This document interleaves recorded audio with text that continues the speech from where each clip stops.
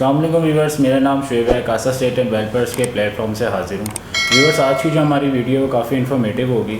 इसमें जो मैं आपको बताऊंगा कि बयाना किस चीज़ को कहते हैं, बयाना करने से क्या फ़ायदा या क्या नुकसान हो सकते हैं, और बयाना करते वक्त किन चीज़ों का ख्याल रखना चाहिए।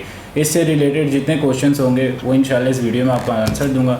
मेरे साथ मौजूद हैं आज कासा स्टेट के CEO तला ख्वाजा साहब। अस्सलाम वालेकुम सर, क्या हाल है? अच्छा सर, देखें हमारे व्यूवर्स को ये चीज़ बताना बहुत ज़रूरी है कि बयाना किस चीज़ को कहते हैं और बयाना जो है लीगली तौर पे वैलिड है या नहीं है।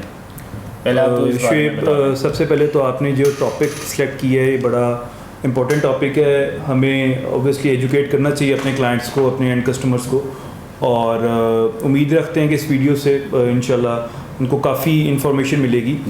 अच्छा, बयाना जो है ये एक वैलिड और लीगल चीज़ है, ये कतन भी इल्लीगल नहीं है, और ये मार्केट की प्रैक्टिस है। हर मार्केट के अंदर जो भी रियल एस्टेट की मार्केट है उसके अंदर ये प्रैक्टिस हो रही है और ये वैलिड है। इसके अंदर कोई भी इल्लीगल इशू नहीं है, ये प्रॉपर वैलिड तरीका है और मार्केट के अंदर प्रॉपर्ली यूज़ हो रहा है। तो इसके अंदर कहीं पे भी ऐसा क्वेश्चन नहीं है कि इल्लीगल हो, लेकिन आपने उसको किस तरह लेके चलना है, क्या तरीके कार्ड्स हैं, वो एक सेपरेट चीज़ है, एक अलग चीज़ है। लेकिन ये प्रॉपर्ली लीगल स्टेटस है इसका। और कोई भी अगर बंदा बयाना कर रहा है या कोई बंदा बयाने वाला प्लॉट या घर परचेज़ कर रहा है तो इसका प्रॉपर लीगल तरीक़ाकार है, और ये इसकी हर फॉर्मेलिटी आपकी लीगलाइज्ड है, इसमें कहीं पे भी कोई प्रॉब्लम नहीं है। ठीक। अच्छा सर, देखा जाए तो बयाना करते वक्त जो है ना, सम टाइम या मार्केट में यही होता है कि जब बयाना कर रहे होते हैं उस पर एक डेट मेंशन की जाती है, और जब बयाने का टाइम गुजर जाता है, जैसे वो डेट गुजर जाती है तो उसके बाद का क्या प्रोसेस है। अगर जब एक टाइम ऑफ बयाना जो है अगर उसकी डेट आपसे गुजर जाए तो उस पर क्या हाल है, फिर आप क्या कर सकते हैं? देखिए शुएब, सबसे पहले तो हमें इस चीज़ का ख़ास ख्याल रखना चाहिए। मार्केट की प्रैक्टिस ये है, या अनफॉर्चुनेटली लोग करते ये हैं, तरीका ये अपनाते हैं कि बयाना कर लेते हैं और वो एक प्रॉपर फिगर या प्रॉपर अमाउंट रख के बयाना नहीं कर रहे होते। तरीक़ाकार ये नहीं है। बयाने का मकसद ये नहीं है कि आपने डिफ़ॉल्ट होना है।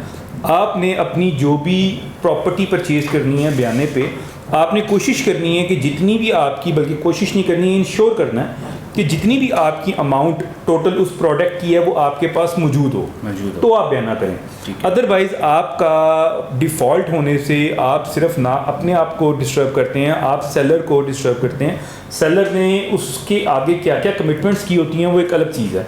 क्योंकि कोई भी बंदा कोई अपनी एसेट, कोई प्लॉट, कोई घर सेल करता है तो ऑब्वियसली वो किसी ना किसी प्रोसेस को, किसी सर्कल को कंप्लीट करने के लिए कर रहा होता है। तो अगर आप इसमें डिफ़ॉल्ट करते हैं तो पीछे कितनी उसकी बैकग्राउंड होता है, क्या कुछ डिस्टर्ब हो जाता है। पहले तो आप ये कोशिश करें कि बयाना उस सूरत करें कि जब आपके पास आपकी अमाउंट कंप्लीट है, 100% आप अपनी अमाउंट को रख के बयाना करें।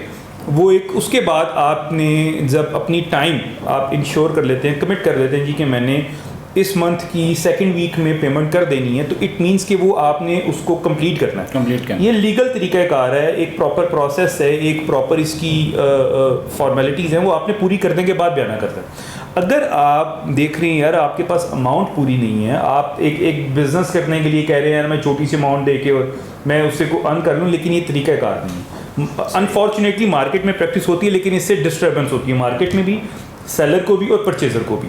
तो आप कोशिश करें कि अपनी अमाउंट को कंप्लीट करने के बाद बयाना करें। उस अमाउंट के अंदर अगर आपको कहीं बेनिफिट है एज अ बिज़नेस टर्म्स तो आप वो बेनिफिट अचीव करें, आप बेनिफिट लें, लेकिन इसके अंदर ऐसा हरगिज़ नहीं है कि आप अपनी डेट गुजार दें। अगर खुदा ना खास्ता डेट गुजर जाती है तो तरीक़ाकार ये है कि आप उसकी बयाने को एक नया बयाना या नए उस एग्रीमेंट को, उस एग्रीमेंट टू सेल हम जिसको कहते हैं, वो दोबारा एक नया करने के बाद उसके साथ अटैच करें ताकि आपकी डेट एक्सटेंशन आपको मिल जाए। अदरवाइज़ फिर इट डज़ंट मीन कि आपकी डेट गुजर गई है और आपके पास अमाउंट भी नहीं है, आपके पास टारगेट अचीव करने के लिए कोई पैसे भी नहीं है, और आप कहें जी कि मैं इसको किस तरह लेके चलूँ, तो फिर ये आपकी सिर्फ आप रिक्वेस्टिंग वे में चले जाते हैं, ना कि आप प्रॉपरली उसको एक जो हमारी टर्मिनोलॉजी है बयाने की उसको कंप्लीट नहीं करते। राइट। अच्छा सर, सेकंड जो है ये चीज़ है कि जो एक्चुअल बयाना जो होता है और उसके ऊपर जो फिर सेकंड बयाना होता है वो करने से कोई इम्पैक्ट पड़ता है बयाने पे? देखें, पहली तो ये तरीक़ाकार है कि आपने जब सेलर से एक बंदे ने बयाना कर लिया है तो अगर आप मार्केट के अंदर कोई प्रोडक्ट लेने चाह रहे हैं एज अ परचेज़र, तो आप अगर किसी बयाना होल्डर से बयाना करते हैं या प्लॉट ख़रीदते हैं तो वो भी लीगल है, कहीं तो कोई प्रॉब्लम तो नहीं है, तो उसके अंदर इलीगलिटी कोई नहीं है, आप उसको परचेज़ कर सकते हैं। लेकिन कोशिश कीजिए कि आपने, बल्कि इसको इंश्योर कीजिए जो टर्म्स एंड कंडीशंस आपके लास्ट बयाने के ऊपर मेंशन्ड है आप उसी को 100% आगे लेके फॉलो करें।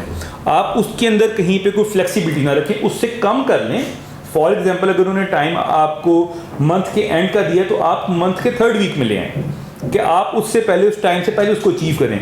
अगर तो आपका टाइम उससे कम आप कर लेते हैं और आप अपनी अमाउंट जो ऑलरेडी लास्ट बयाने के अंदर मेंशन्ड है उसी को फॉलो करते हैं फिर ठीक है। अगर आप उसमें टाइम भी एक्सटेंड करना चाह रहे हैं, आप कह रहे हैं कि मैं अमाउंट भी वो नहीं दे सकता, तो फिर ये आपकी एक इलीगल प्रोसेस है, ये फॉर्मेलिटी आप पूरी नहीं कर रहे हैं, आप उसको इंश्योर नहीं कर रहे हैं कि आप कंप्लीट करें। इसमें कहीं प्रॉब्लम नहीं है, लेकिन आपने ये देखना है जो लास्ट आपके टारगेट्स थे उसके बयाने के वो आप अचीव करें कि नहीं कर रहे हैं। राइट। अच्छा सर, देखा जाए तो ज़्यादातर लोग ये भी पूछते हैं कि बयाना करने से फ़ायदा या क्या नुकसान हमें हो सकता है। अगर हम कोई चीज़ पे बयाना करते हैं तो हमें उस पर फ़ायदा क्या मिल सकता है, और अगर हम नहीं करते तो उस पर नुकसान क्या है, अगर करते हैं तो क्या नुकसान है? देखिए, बयाना का फ़ायदा या नुकसान 2 टर्म्स के अंदर है। एक तो आप उससे टाइम बाय कर रहे हैं, जब आप कोई प्रॉपर्टी परचेज़ कर रहे हैं तो आप टाइम बाय कर रहे हैं। टाइम बाय करने से आपको बेनिफिट हो रहा है, उस बेनिफिट का आपने as a business purpose, market के अंदर प्रैक्टिस चल रही है, एक नॉर्मल प्रैक्टिस है कि आप एज अ बिज़नेस पर्पस उसको टाइम को यूटिलाइज़ करके ट्राई करते हैं कि आप उस बयाने को या उस अमाउंट को जो आपने टारगेट उनके साथ रखा हुआ है उससे बेहतर सेल करते हैं। बेहतर सेल कर सकते हैं। इन वर्स्ट केस आप सेल नहीं करें तो आपने एटलीस्ट अपने पास वो अमाउंट रखी हुई है कि आप डिफ़ॉल्ट ना करें, आप प्लॉट को अपने नाम ट्रांसफ़र करवा लें। दूसरी चीज़ ये है कि आपके पास एक जेन्युइन बायर है, आपके पास एक वो बायर है जिसको पता है कि मेरी अमाउंट ही इस टाइम आनी है, वो फॉर बिजनेस पर्पस नहीं ले रहा, लेकिन वो अपनी टर्मिनोलॉजी के अकॉर्डिंग जो उसके पास जो फंड्स हैं उसके मुताबिक परचेज कर रहा है। तो एक वो चीज़ भी है, उसके अंदर उनको बेनिफिट है कि यार मार्केट, ये एक मार्केट भी और लीगली एक चीज़ उसको सपोर्ट कर रही है कि यार आप टाइम बाय करके 4 weeks 6 weeks 8 weeks time by करके अपनी जो रिमेनिंग अमाउंट है वो अचीव करके तो आप उनको पे करते हैं। तो ये जेन्युइन बायर के लिए भी आसानी है और बिजनेस पर्पस के लिए तब भी आसानी है, तो एक दोनों टर्म्स में आसान कर दें। अच्छा तलब है, हमारे व्यूअर्स को ये भी बताइएगा अगर वो बयाना करने जाते हैं तो लीगली तौर पे कितना बयाना कर सकते हैं, 1/3 1/4, इस बारे में थोड़ा बताएं। देखें, लीगली तो आपको एटलीस्ट 1/4 बयाना अमाउंट करनी चाहिए। जो एक प्रैक्टिस है, नॉर्मल प्रैक्टिस है 1/4। अगर आप 1 करोड़ रुपए का कोई प्लॉट या घर बाय कर रहे हैं तो एटलीस्ट आपको 25 लाख रुपए पे करना चाहिए। लेकिन माकूल ये भी है कि आप 1/3 बयाना कर दें, जिससे आप मज़ीद अपनी सीरियसनेस शो करते हैं कि एटलीस्ट जिसका 1/3 मीन्स आप तकरीबन 33 लाख रुपए बनता है 1 करोड़ रुपए के अगेंस्ट एज एग्जांपल। तो इट डिपेंड्स, लेकिन जो एक नॉर्मल प्रैक्टिस है 1/4 से नीचे कोशिश कीजिए कि बयाना ना करें। और ना ही मैं सेलर्स को भी यही कहूँगा, एक इन्फॉर्म करना चाहता हूँ कि यार 1/4 से नीचे अगर आपको कोई बयाना करता है या कहता है तो अवॉइड कीजिए। आप सिर्फ एक छोटी सी अमाउंट चंक के लिए अपने आप को किसी लीगल प्रॉब्लम में ना डालिए। ट्राई कीजिए कि 1/4 एटलीस्ट बयाने को आप प्रमोट करें, और मार्केट के अंदर भी अगर ये चीज़ को फॉलो नहीं कर रहा तो आप इग्नोर करें। राइट। अच्छा सर, देखा जाए तो मार्केट के अंदर जो एंड यूज़र ख़रीदारी के लिए आता है वो जो है बयाने की चीज़ लेते हुए घबराता है, वो अवॉइड करता है इस चीज़ से। तो इस पर आपका क्या पॉइंट है कि वो क्यों घबरा रहा है और क्यों अवॉइड कर रहा है इस चीज़ से लेने के लिए? इसमें कोई एडवांटेज है, डिसएडवांटेज है, इस बारे में थोड़ा बताएं। अच्छा शुएब, देखें, जैसे सबसे पहला हमने इस चीज़ को एक्सप्लेन किया कि ये प्रॉपर्ली एक लीगल तरीका है और मार्केट की प्रैक्टिस है, इसके अंदर कहीं पे भी कोई ऐसी प्रॉब्लम नहीं है। लेकिन जो फर्स्ट टाइम कोई प्रॉपर्टी परचेज़ कर रहा होता है उनको ना अपनी डिफरेंट जगहों से ये बातें कान में पड़ी होती हैं कि यार बयाने वाली चीज़ ले लेंगे तो आपको बयाने वाले प्रॉब्लमेटिक एक फेज़ में ले जाएंगे, फ्रॉड की तरफ चले जाएंगे। या अगर आप ऐसा प्लॉट परचेज़ कर लेते हैं जिसमें सेलर आपके सामने नहीं बैठा हुआ तो आप प्रॉब्लम में आ जाएंगे। तो ये चीज़ें, मतलब जो एक प्रॉपर्टी बाय करने आ रहा है अपनी सारी जमा पूंजी लेके, तो उसके कानों में पड़ी होती हैं। हाँ जी, वो अपने किसी न किसी फेज़ में आके ये कहते हैं जी हमने बयाने वाली प्रॉपर्टी नहीं परचेज़ करनी। और लेकिन उसका हल ये है, तरीक़ाकार ये है कि एक मार्केट ने ही उनको कहीं ना कहीं से डिस्टर्ब किया हुआ है। आप ही ने उनको एंगेज करना है, आप ही ने उनको इन्फॉर्म करना है, आपने उनको बताना है कि यार बयाने के प्लॉट में या घर में कोई प्रॉब्लम नहीं है, लेकिन आप उनकी डॉक्यूमेंटेशन पूरी रखें। हाँ जी, आप verified उनकी हो। डॉक्यूमेंटेशन को वेरीफाई करें, 100% इंश्योर करें जो बयाना होल्डर है उसने ये अमाउंट सेलर को दी है, उसने थ्रू पे ऑर्डर दी है, उसने थ्रू चेक दी है, और नेक्स्ट जो डेट है हमने उस डेट के अंदर रह के बयाने को कंप्लीट करना है। इसमें कोई भी इलीगल चीज़ नहीं है, लेकिन आपने अपनी सारी डॉक्यूमेंटेशन को इंश्योर करना है। उसको इंश्योर करने के लिए ऑब्वियसली जिस भी डीलर के पास आप जा रहे हैं, आपकी उस डीलर की ये लाइबिलिटी है कि वो आपको हर चीज़ को 100% इन्फॉर्म रखे, आपको बताए, आपकी हर चीज़ को कंप्लीट करके दे। राइट। अच्छा सर, देखा जाए ना, जब at the time of transfer मैंने देखा है अक्सर लोगों को, जो सेलर होता है जिसने बयाना की परमिशन दी होती है, वो अक्सर आर्ग्यूमेंट कर रहा होता है at the time of transfer. तो उसका आर्ग्यूमेंट करना उस टाइम बनता है या नहीं बनता? देखें शुएब, जिस तरह मैंने अभी परचेज़र के मुतालिक आपको बताया ना कि परचेज़र जो है वो ये थॉट्स लेके आता है, तो इसी तरह सेलर के लिए भी है। जो प्लॉट या घर अपना फर्स्ट टाइम सेल कर रहा है और उसको नहीं मालूम वो बयाने पे सेल कर रहा है, उसका किसी डीलर ने, किसी प्रॉपर्टी इन्वेस्टर ने बयाना किया, तो अब उसको ये नहीं मालूम है कि बयाना करने के बाद उसके पास ये इख्तियार रह जाता है कि वो उस प्रॉपर्टी को बेहतर रेट पे कहीं पे सेल कर सकता है। अगर तो उसके पास ये बिजनेस टर्म्स के अंदर ऐसी अपॉर्चुनिटी आती है तो वो अपॉर्चुनिटी अवेल कर सकता है। जबकि आपको ये सेलर को इन्फॉर्म करना चाहिए, या सेलर्स को जो फर्स्ट टाइम बयाना करवा रहे हैं उनको एक दफ़ा ये प्रॉपर रीड करना चाहिए, क्योंकि ये क्लॉज आपकी ऐड होती हैं कि अगर आप ये प्लॉट या प्रॉपर्टी सेल करना चाह रहे हैं तो वो कर सकते हैं, लीगली सेल कर सकते हैं। तो वहाँ पे आके सेलर्स डबल माइंड हो जाते हैं कि यार हमने इस बंदे को सेल की है, एक्स बंदे को सेल करने के बाद वाई बंदा क्यों आ गया ट्रांसफर पे। ऐसे ही, तो इस चीज़ के लिए आप थोड़ा सा सेलर को पहले एजुकेट करें कि आप जो प्लॉट सेल कर रहे हैं इसको 100% हमारे पास या वाई बंदे के पास इख्तियार है कि वो जेड बंदे को भी सेल कर सकता है। ऐसा ही। तो ये चीज़ के अंदर कोई प्रॉब्लम नहीं है, लेकिन आपको एटलीस्ट उनको पहले एजुकेट करना चाहिए। मैं उम्मीद रखता हूँ कि इस वीडियो से उनको इन्फॉर्मेशन मिलेगी। ज़रूर। अच्छा तलब भाई, देखा जाए ना तो जो सेलर होता है वो समटाइम ऐसा होता है कि एग्रीमेंट जो उसने किया होता है, जो बयाना किया होता है, वो उससे जो है ना पीछे हट जाता है। तो जो एक्चुअल जिसने बयाना सेलर के साथ किया होता है उसके पास कोई राइट होता है कि वो उसके प्लॉट पे स्टे लगवा सके या उसको रोक सके, कोई ऐसा राइट हो? देखें, जो तो हमारे ये प्लॉट्स हैं, जो घर हैं जिसका आप बयाना करते हैं, बयाना पेपर हमें 100% दोनों पार्टीज़ को बाउंड करता है कि वो अपनी टारगेट डेट के ऊपर रह के टारगेट अमाउंट उनको जो है पे करे।